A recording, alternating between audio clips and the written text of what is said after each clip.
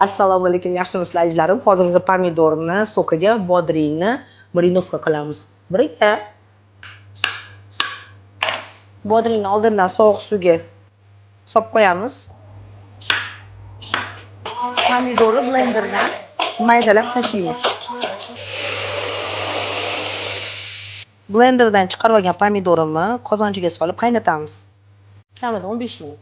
Pomidorim 20 minut qaynadi. Endi bunga tuz, 1 qoshiq to'lacha tuz,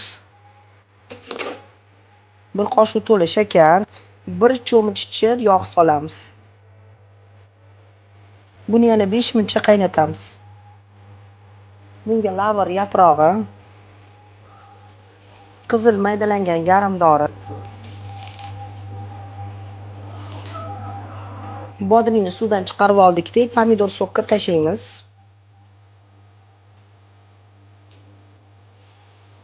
Buni ham qaynatib 5 minutcha qaynatib olamiz.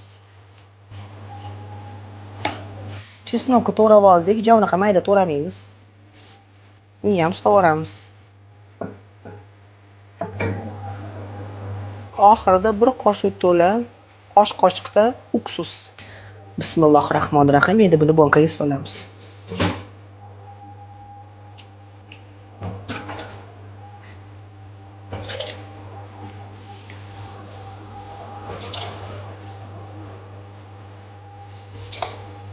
Men bodring marinovka qilib bo'ldim. Bu endi kamida yarim soat sovish kerak. Keyin bemalol yesangiz bo'ladi.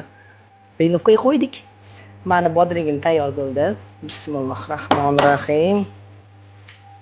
Voy voy voy voy, bu chiroyliligini qarang. Voy voy voy voy voy.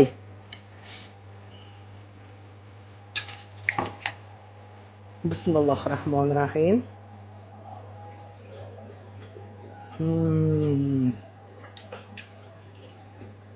Mazasiga gap yo'q. Vafshiyam zo'r. Hammaga tavsiya qilaman.